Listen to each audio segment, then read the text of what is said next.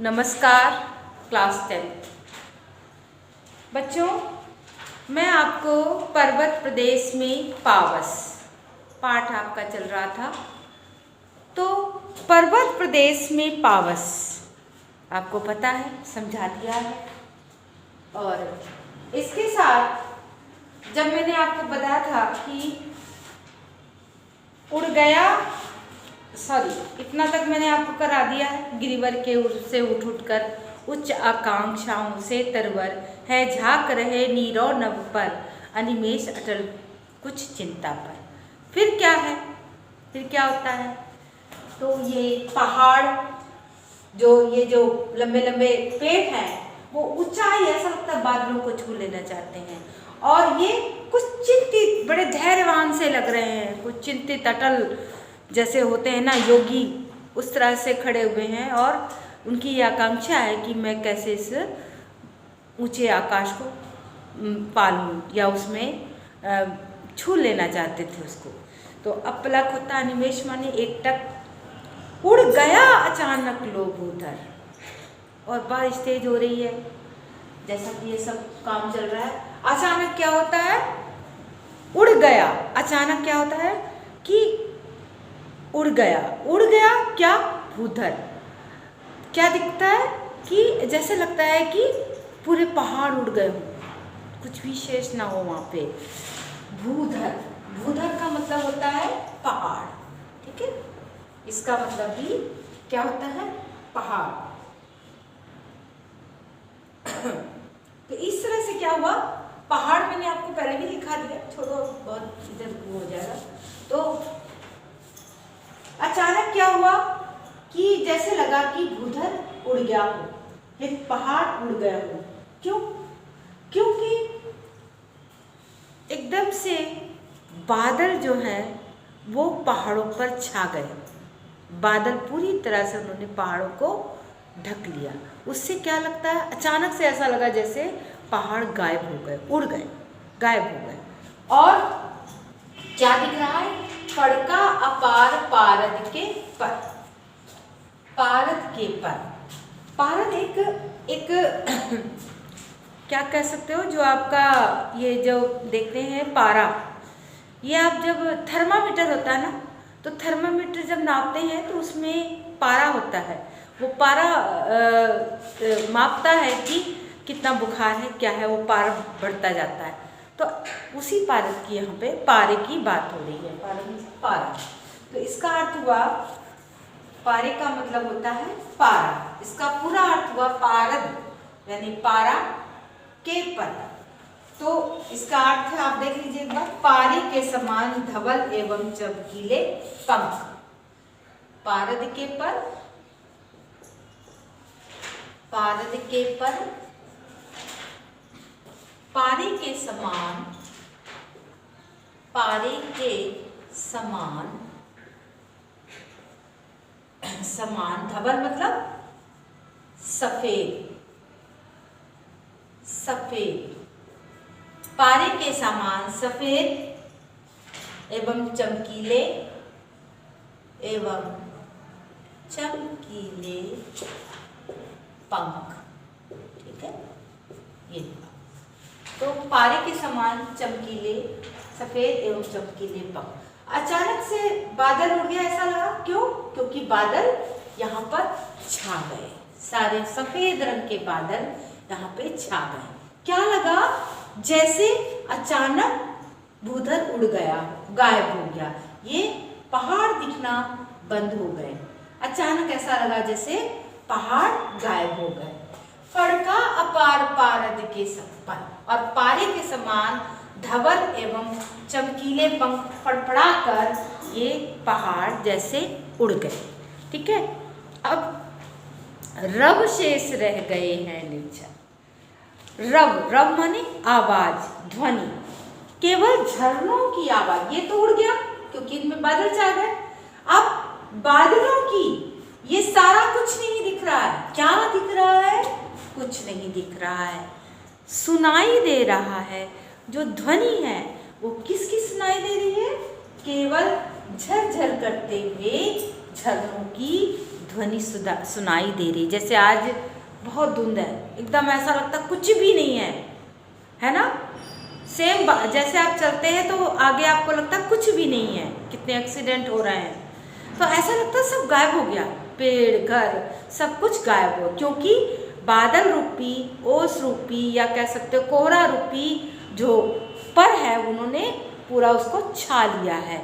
और ऐसा लग रहा है सब कुछ धवल सब ये बिछ गया और बाकी सब कुछ उड़ गया। वही चीज़ यहाँ पे हुई है, ठीक है।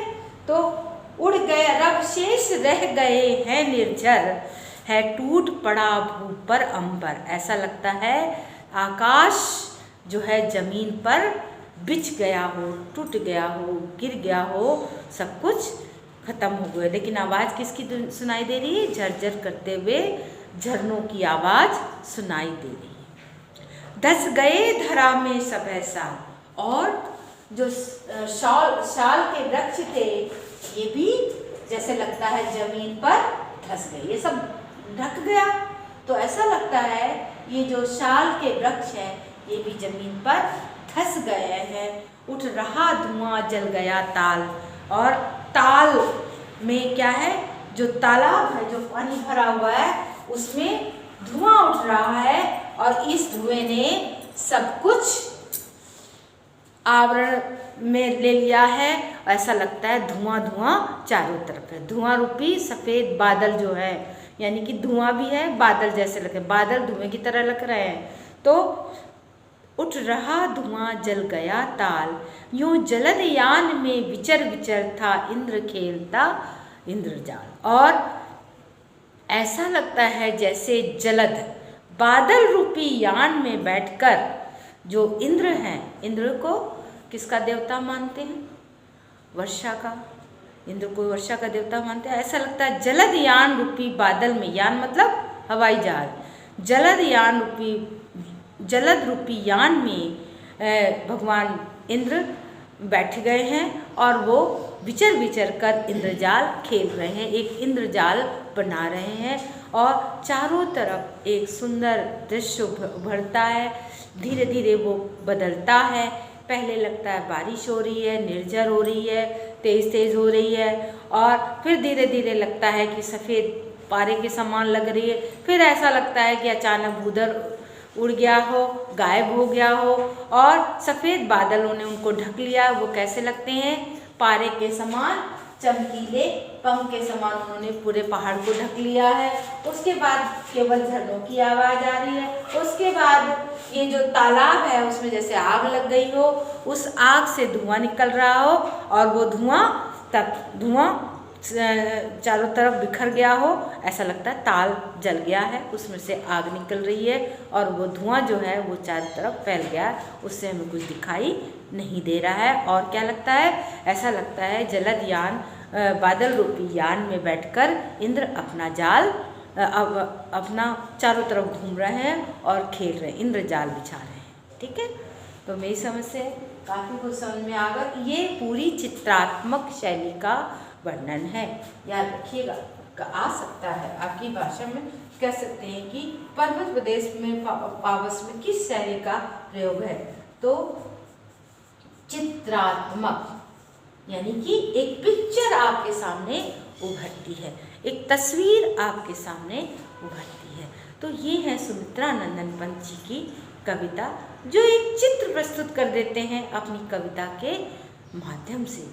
तो इसे पढ़ें और समझें, क्वेश्चन आंसर कर लीजिएगा, टाइम मिलेगा तो करवा दूंगी। पावर सत्व प्रकृति में कौन कौन से परिवर्तन आते हैं ये मैंने आपको पढ़ा दिया, आप लिख लेंगे, है ना। मेखलाकार शब्द का अर्थ कर्दनी के आकार का, है ना, तो इसको आप एक्सप्लेन कर सकते हैं।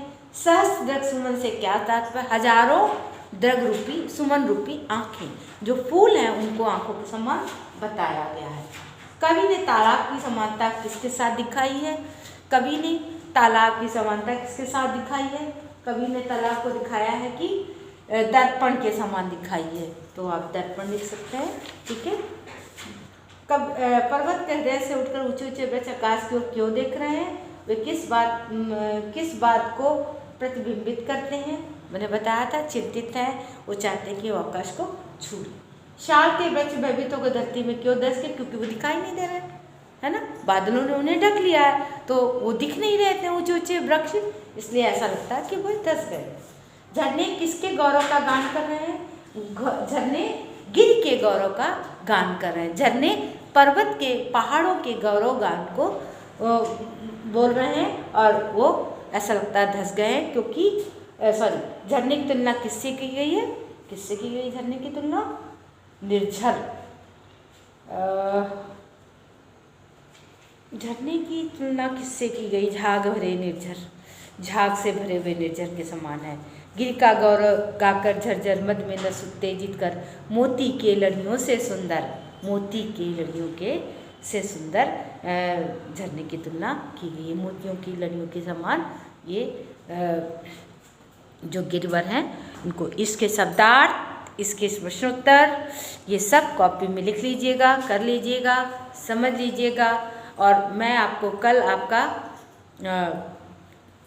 कल तो शायद मैं ये वीडियो परसों ही डालूँगी, क्योंकि आज मैंने डाल दिया, और तो आप इसके आगे का पढ़ लीजिएगा, कर लीजिएगा, और कल आपकी मीटिंग है बच्चों, ठीक है?